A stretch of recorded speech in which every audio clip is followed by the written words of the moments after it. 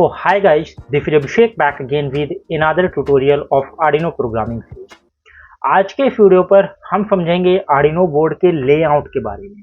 Because जब भी हम Arduino की जर्नी या फिर किसी भी चीज़ की जर्नी को स्टार्ट कर रहे हैं तो वहाँ पर सबसे पहला एक जो फाउंडेशन होता है वो मजबूत करना जरूरी होता है। तो Arduino के केस में सबसे पहले हमको समझना है कि Arduino बोर्ड क्या है, कैसे काम करता है, कौन कौन से पिन हैं और कौन से पिन का क्या यूज है। तो इन सारी चीज़ों को समझते हैं बहुत ही कम टाइम में, एंड देन आगे आने वाले ट्यूटोरियल पर हम बहुत ही अच्छी तरीके से फिर इसकी प्रोग्रामिंग के बारे में बात करेंगे।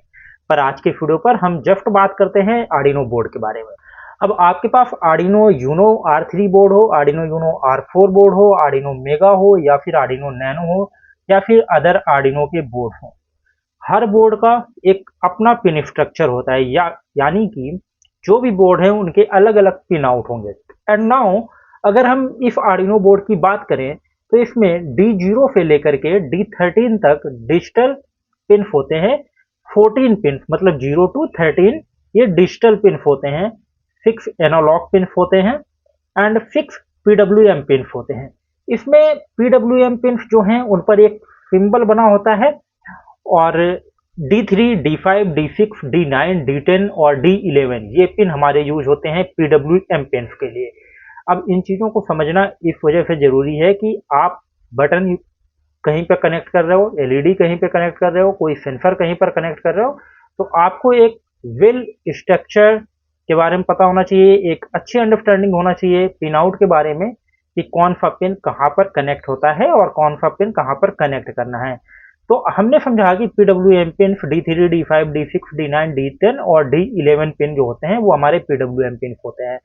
एंड नाउ आप यहाँ पर साइड में देखोगे A0 to A5 6 analogue pin होते हैं हमारे A0 to A5, और यहाँ से हम एनालॉग पिन का यूज कैसे करते हैं, किस पर्पज में यूज होता है, उनके बारे में हम आगे आने वाले ट्यूटोरियल्स पर बहुत ही डीपली समझेंगे। और साइड पर यहाँ पर डिजिटल पिन होते हैं और इन्हीं डिजिटल पिन जो 0 to 13 है इन्हीं के बीच में हमारे 6 PWM पिन होते हैं और PWM पिन पर हमारा सिंबल बना होता है। एंड नाउ इसके बाद अगर हम बात करें तो इसमें A4, A5 ये FCL और FDA के पिन होते हैं। आपको स्क्रीन पर ग्राफ दिख रहा होगा, चार्ट दिख रहा होगा, जहां पर आपको पता चल रहा होगा कौन सा पिन किस बेस पर काम करता है। एंड आफ्टर दैट यहाँ पर और टॉप पर FCL और FDA के अलग से पिन दे दिए जाते हैं। अब ये पिन बेसिकली वही हैं, A4, A5 के साथ में कनेक्ट होते हैं, बट यहाँ पर आपकी कंपैटिबिलिटी के लिए Arduino ले अलग से यहाँ पर दिए हुए हैं, आप डायरेक्ट FCL, FDA के पिन यहाँ पर कनेक्ट कर सकते हैं। अदर देन अगर हम बात करें तो यहाँ पर 0 और 1, 0 RX होता है और 1 TX होता है। तो यहाँ पर हमारे RX, TX, UART पिन दिए गए हैं। अब UART पिन क्या होते हैं, सीरियल कम्युनिकेशन क्या होता है, इनके बारे में भी हम आगे बात करेंगे। अभी जस्ट हम पिन डिक्लेरेशन की बात कर रहे हैं। बेसिकली हम UART को ही सीरियल कम्युनिकेशन भी बोलते हैं।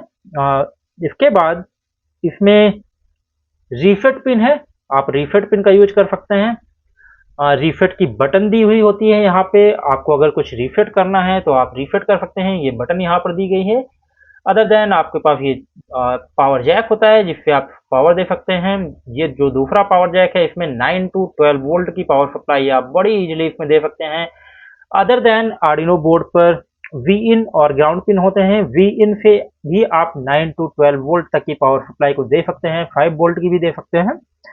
बट अगर Vin के थ्रू और इस जैक के थ्रू आप पावर सप्लाई दे रहे हैं तो 9 वोल्ट बहुत बेटर है, 9 वोल्ट की आप सप्लाई दीजिए और 9 से 12 वोल्ट तक के लिए बेसिकली ये काम करता है।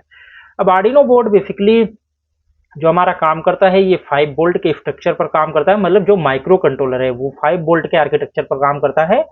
इसको 5 वोल्ट चाहिए होता है हाई करने के लिए किसी चीज को, और अगर लो कर रहे हैं तो वो 0 वोल्ट होता है। तो मतलब कि जहां पर हम हाई और लो की बात करते हैं तो हाई का मतलब आप समझिए कि वहां पे 5 वोल्ट पास हो रहा है, और जब हम लो की बात कर रहे हैं तो आप समझिए कि वहां पर हम 0 वोल्ट पास कर रहे हैं।